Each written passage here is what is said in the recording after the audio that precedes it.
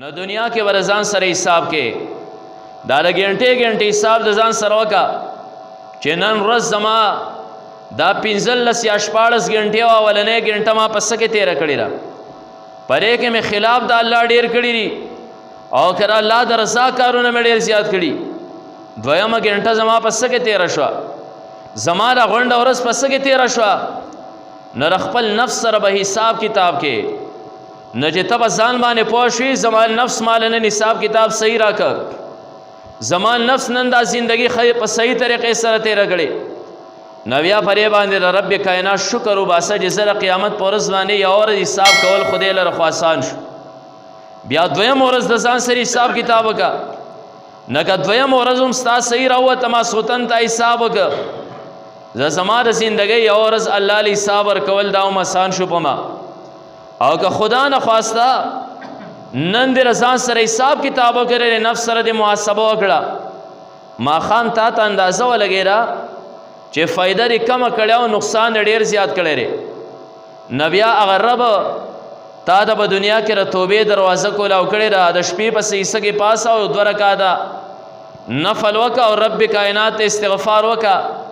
نه د خپل استغفار او د توبې په ذریعې سره دی دا د ورځې هغه نقصانونه ختم کړل نو اوس هم خوشحاله شه دا الله شکر ادا کړه چې نن ورځ خو مې هغه خپل ګناهونه دلته کې وینځل ختم مې کړل نو د دې وجې نه الله فرمایل چې انسانه د قیامت په ورځ باندې په یو ځای حساب کتاب دا ډېر مشکل کار دی او که هلته ستا سره حساب کتاب هم شي او ستا یو ورځ دا نقصانی راوخته او فایده پکې کمه او نه هلته خو د توبې دروازه هم بنده ده بیا خو هلته کې د دې ورانول د ګناه دا هم ډېر زیات مشکل کار دی نو دا ستا دپاره مشکل ده خو الله فرمیل یا ایها الذین آمنوا اتقوا الله اے مومنانو د الله نه ویریږئ ولتنظر نفس ما قدمت لغد او هر یو نفس دې وګوري چې د سبا دپاره ما څه ولیږل دا حساب کتاب د ځان سره وکړه د نفس سره محاسبه وکړه چې څه دې ولیږل قیامت له پرې کې نن ګناهونه ډېر زیات لیږلي او که نن دې ځان سره د ثواب کارونه ډېر زیات د ځانه مخکې لیږلي نو الله مونږ ته طریقه وښوه چې هر ټیم د ځان سره دا حساب کتاب کوه چې ما د سبا دپاره څه ولیږل او د الله رسول مونږ ته را طریقه وښوه نبی علیه الصلاة والسلام فرمیل الکیس من دان نفسه وعمل لما بعد الموت هوښیار هغه سړی دی چې دی په خپل نفس باندې نگراني کوي او نظر ساتي وعمل لما بعد الموت او د هغه مرګ نه وروسته چې کومه زندګي را روانه ده هغې عمل کوي په نفس باندې تا نظر کو چې نن دې نفس څه وکړل ثواب ډېر زیات وکړه که ګناه ډېر زیات وکړه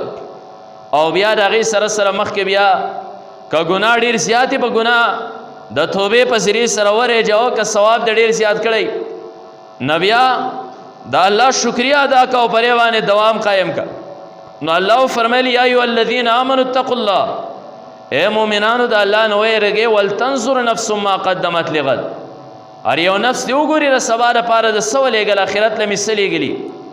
ځکه آخرت کې ګورئ جهنم ته دا د دنیا نه تر اعمالو په ذریعې سره اور لیږي دا سزا تر دنیا نه هلته لیږي او جنت ته چې د ځان سره تر راحتونه لیږي هغه به د دنیا نه لیږي نو حافظ ابن کثیر رحمت الله علیه دا آیات د لاندې نه لیکي حاسبوا انفسکم قبل ان تحاسبوا اے مسلمان حساب د خپل نفس نه اله مخکې د دې نه چې ستا نه حساب واغستی شي تر ماښام د ځان سره حساب کتاب د نفس سره کوه نفسه نن خو دې ورځ تېره کړه اوس مې برې باندې پوه کړه چې نقصان د ډېر وکړه او که فایده دې نن ډېره زیاته کړې ده نو چې کله تر رب کائنات لال تر قیامت پر باندې حساب کتاب ورکې د دې نه مخکې خپل نفس سره دلته کې حساب کتاب وکړه ماسخوتن شو تعالی خپل نفس تعالی حساب کتاب نشي درکولی چې دی به د الله په مخ کې الله له حساب کتاب ورکړي تعالی د ورځې د یوې ورځې د منټ او د سیکنډ تعالی حساب نشي درکولی نو بیا به د قیامت په ورځ د رب په مخ کې 88 کالو حساب کتاب دې څنګه ورکړي حافظ ابن کثیر وایي چې حاسبوا انفسکم قبل ان تحاسبوا دا خپل ځان سره حساب کوه مخکې د دې نه چې ستا سره حساب وشي او انظروا ماذا ادخرتم او وګوره چې تاسو ذخیره کړل لانفسکم من الاعمال الصالحه لیوم میعادکم وعرضکم علی ربکم. لږ پرې باندې هم نظر کوه چې ځان لپاره دې څه ذخیره کړل د قیامت د ورځې لپاره او د الله په مخ کې را پیش کولو لپاره تا څه ذخیره کړي. نو دا حساب کتاب درې نفس سره چې کوم دی نو دا کوه. نو قرآن کې هم موږ ته طریقه واضحه شو، نبی علیه الصلاۃ والسلام هم طریقه واضحه کړه چې انسان د خپل نفس سره یومیه حساب د شپې کوه. نو چې کله ستا د نفس یومیه حساب تاله درکوي نه دی به د قیامت پر ورځ باندې رب له حساب ورکړي، خو چې تاله د ورځې حساب نشي درکولی نو بیا د قیامت پر ورځ باندې هغه به د ثابت زندګۍ رب کائنات له څه حساب ورکړي. نو هر یو مسلمان له به کارداري چې د کومه نن ورځ تېره کړه ماسخوتن د دی پر خپل ګریوان کې سوچ کوي چې کمایي مې څومره وکړه او څومره چې کوم دی نو نیک اعمال مې وبایلل، نقصان مې څومره نن کړی ده او فایده ما څومره کړې ده. په دې وجه باندې علماو لیکلي دي چې په دې باندې د امت اجماع ده چې دا مسلمان باندې د خپل نفس سره حساب کتاب دا واجب دی. ګورې موږ او تاسو سره د نفس سره حساب کتاب نه کړی ماسخوتن چې نفس حساب راوړه. سحر چې کوم دی سحر یو ټیکدار دا ولیږي خپل نوکران او پلار بچي ولیږي د دیاړۍ دپاره یا یو دکان ته ولیږي لاړ شي دکان ته او ماسخوتن ورته حساب کتاب راوړئ. و دا یومیه حساب دی چې کوم دی نو ماسخوتن د خپلو بچو نه او د خپلو نوکرانو لوالي. نو که چېرته کې یومیه حساب یو نوکر او بچی نشي پیش کولی او دی بیا د کال او د 2-3 کالو حساب به څنګه ورکړي. نو همدغه شانتې علماو لیکلي چې اجمع العلماء علی وجوب محاسبة النفس. علماو پرې خبره باندې اجماع او اتفاق دی چې را خپل نفس سره محاسبه کول دا واجب دی. ګورې پس کې فیما سلف من الاعمال وفیما یستقبل منها، کم چې تیر شوي اعمال دی پرې کې به هم د نفس سره حساب کتاب کې نفس سری ګټلی دی او سری بایللی دی وایي حساب راکا.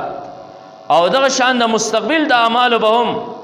د نفس سره حساب کتاب کې چې نفس سبه ګټي او سبه بایلی حساب وس راکا. نو کم یو انسان چې یومیه حساب د خپل نفس سره د ماسخوتنې کوي نو دی انسان د خپلو فایده او په خپلو نقصاناتو باندې نظر دی. خو چې ماسخوتن تا دې ته سوچ ونه کړه چې دا ورځ په څه کې تېره شوه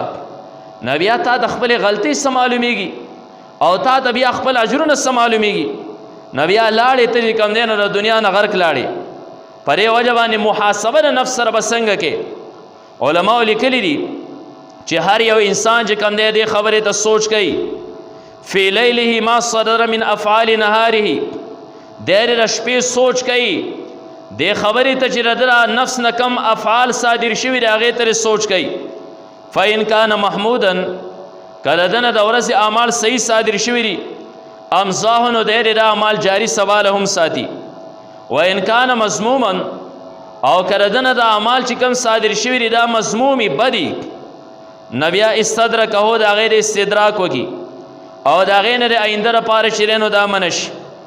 او که چېرته کې دی انسان حساب کتاب د خپل ځان سره وکړه نو ان خیرا فحمد الله، که چېرته کې اعمال د ورځې ښه راوتل او نفس د انسان له صحیح حساب کتاب ورکړه چې نن مې در لږ کمایي کړې ده خیر مې در له ډېر زیات ګټلی دی نو فحمد الله واهب الخیر، بیا کم رب چې تعالی د خیر توفیق درکړی دی او خیر یې درکړی د هغې رب حمد بیان کا. ځکه دا خیر خو د الله په توفیق باندې کېږي، د هغې رب حمد بیان کا. وین شرن که چېرته کې نفس حساب کتاب درک او شر یې درله ګټلی دی خیر یې درله نه ګټلی نو استغفر الله عز وجل غافر الشر، بیا استغفار هغه رب کائنات ته وکړه چې کم د شر بخونکی دی کم مغفرت کوونکی دی. نو یومیه حساب در انسان د نفس سره دا لازم دی او پر انسان باندې واجب دی. که چېرته یو انسان یومیه حساب در خپل نفس سره د ماسخوتن نه کوو چې سحر زه پاڅېدلم زما د نفس کمایي ډېره زیاته کړې ده او که خسارې ډېره زیاته کړې ده نو دا انسان دا نفس چېرته په کنټرول کې ګورې نه راځي. د یو انسان یو نافرمان بچی دی، د یو انسان یو په ذوالخرچه بچی دی او دی بچی له تا دکان کولاو کو دا پلار درې ماشوم بچی سره حساب کتاب نه کوي. ظاهره خبره ده چې را دکان هم دی بربادی او دا کاروبار هم دی بربادی، دی چې کم دی نو ځان هم بربادی او بل هم بربادی. او که شرطه کې د یوې روپۍ حساب یې ورسره کو نو بیا ظاهره خبره داري چې ستا را دکان به هم بقا مومي، بیا دغه پلار هم کامیاب دی او بچی هم چې کم دی نو کامیاب دی. نو حافظ ابن قیم رحمت الله علیه وایي چې محاسبه به د نفس سره کې او محاسبه وایي ستا هغه المحاسبتو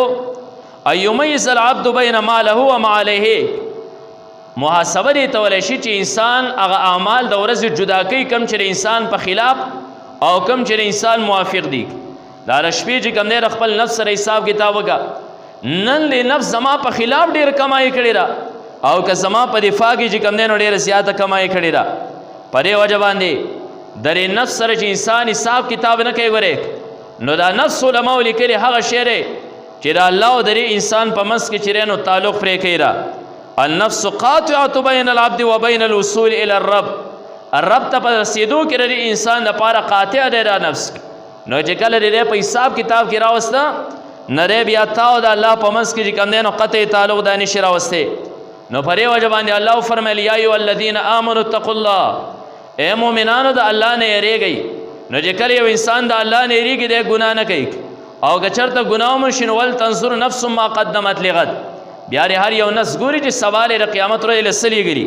پیغمبر علیه الصلاة والسلام وفرمیل الکیس من دان نفسه وعمل لما بعد الموت. عقلمن هغه انسان دی چې دی په خپل نفس باندې نظر ساتي او د مر نه پس چې کومه زندګي راغلی دی بهترین عمل کوي. په دې وجه باندې حضرت معاذ رضی الله تعالی عنہ د نبی علیه الصلاة والسلام صحابي دی. دی وایي توبه لمن حاسب نفسه قبل ان یحاسب. د هغه انسان دپاره خوشحالي ده او د هغه انسان دپاره کامیابي ده کم چې د حساب کتاب نه مخکې د خپل نفس نه چې کوم دی نو حساب کتاب واغسته چې د قیامت په ورځ باندې د رب کائنات مخکې ته پیش کېږي او حساب کتاب ورکې فمن یعمل مثقال ذرة خیرا یره ومن یعمل مثقال ذرة شرا یره.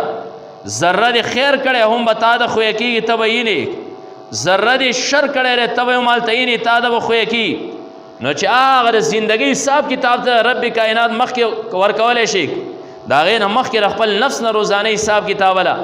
چې کله ستا نفس تاله حساب نشي درکولی د قیامت په ورځ ته پوه شي زه برباد یم. رب کائنات ته به د غونډې زندګۍ چې کوم دی نو هغه څنګه بیا حساب کتاب ورکوم. په دې وجه علماو لیکلي العاقل من اتقى ربه وحاسب نفسه. عاقل انسان هغه دی چې د خپل رب نه ویرید او د خپل نفس نه په دنیا کې حساب واغسته چې نفس حساب راګسترې وګټل کم ځای ته یې ورسولم نقصان دې څومره وکړه فایده دې څومره وکړه. نو العاقل من اتق الله ربه. کم یو انسان چې د رب نه ویریده د رب نه یره انسان د ګناه نه بچ کی او انسان چې د ځان سره حساب کتاب کوي بیا د انسان هم د ګناه نه بچ کی. او په دې وجه باندې علماء لیکلي ځای په ځای باندې حاسب نفسه قبل ان یصیر الحساب الی غیره.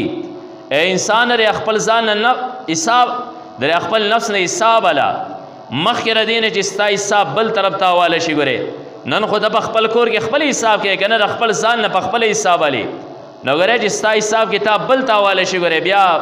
به ګزاره مشکلوي د هغې نه مخکې را خپل نفس چې کوم دی نو حساب کتاب ورکولو لره دا چې نو اماده که. په دې وجه حسن بصیر رحمت الله علیه عجیبه نصیحتونه کړي دي. تاسو مشهور نوم عمر ابن عبدالعزیز رحمت الله علیه نوم تاسو اورېدلی دی. یو د الله ولی بادشاه په دنیا باندې تیر شوی دی. د یو پیره خط ولیکه حسن بصیر رحمت الله علیه ته. حسن بصیر رحمت الله علیه ته وی زه خو یو بادشاه یم او بیا زما سره حساب کتاب دا خو ډېر مشکل کار دی خو داسې کار وکړه چې تر الله یو ولی ما ته څه نصیحتونه وکړه په هغې باندې زه عمل وکړم. حسن بصیر رحمت الله علیه ورته په خط په جواب کې چې کوم دی نو نصیحتونه وکړل. زبردست نصیحتونه دی. یو نصیحت د سرو زرو په اوبو د لیکلو دی. اولنې نصیحت یې ورته را وکړه. وړومبی نصیحت یې ورته را وکړو فانه من حاسب نفسه ربحا. اولنې نصیحت دا وره چې چا په دنیا کې د خپل نفس سره حساب کتاب وکړه نه ده ګټه وکړه. که د دنیا کې د خپل نفس سره حساب کتاب نه کوه دا نفس یې دغه شانې پرېښوده په ده باندې دا یره نه ماسخوتن به زما سره حساب کتاب کېږي ماسخوتن به را سره حساب کتاب کېږي نو دا نفس چې کوم دی نو دی بیا سبا تعالی را ډېر زیات شرونه ګوري. خو دې تا ور سره حساب کتاب کو نفس نن دې څه وګټل او د هغې مې ورته طریقه هم ښولې وه چې کله په دغه ورځ باندې ستا شرونه څه وایي نو ته هم نن د عزم وکړه چې دا نفس دا ذلیله کېږي په څه باندې. نو مخکې ما تاسو ته ویلې چې نفس په دوو څیزونو باندې ډېر زیات ذلیله کېږي. ان ناشئة الليل هي اشد وطئا واقوم قیلا. قرآن کې الله هلته کې خبره ظاهره کړې ده دا نفس چې ذلیله کېږي دا د شپې په قیام باندې ذلیله کېږي چې د شپې ته پاسې خوب پرېږدي او الله ته ودرېږي. او دویم نمبر دا نفس چې ذلیله کېږي دا په روژې نیو سره ذلیله کېږي او بل دا چې دا نفس چې ذلیله کېږي دا په صدقې ورکولو سره چې کوم دی نو دا ذلیله کېږي. واحضرت الانفس الشح، دا نفس چې کوم دی نو ډېر زیات بخیل دی. نو چې په کوم ورځ باندې ستا نه شرور سیوا شوي دي، نن به زه هغه خوب چې دی نو دا کوم رب کائنات ته به ودرېږم، جړا پریاد به کوم، نفس دې داسې ذلیله که تا ترې نن حساب اخیستی، سزا دې ولله شپې ورکړه، سبا دې روژه ونیوه، داسې ذلیله که چې دی بیا چرته هم تا ته د ګناه دعوت نه درکوي. پر نفس باندې دې ګټه کېښوده، دا بخیل دی او تا پیسې راواغستې او غریب لرې صدقه کړې چې دا مې پرون شرونه ډېر زیات او ډېره زیات نقصانونه مې ګټلي دا د هغې دپاره. نفس په دې سره تا چې کوم دی نو ذلیله